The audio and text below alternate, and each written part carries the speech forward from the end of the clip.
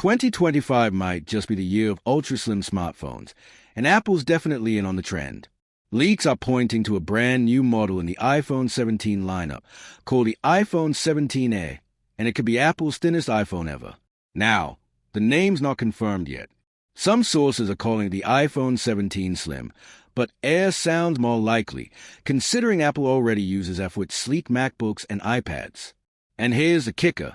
This iPhone 17 Air might replace the Plus model entirely, meaning the lineup could look like this: iPhone 17, 17 Air, 17 Pro, and 17 Pro Max. As for the launch, September 2025 is the expected window, same as usual, with the Air going on sale shortly after.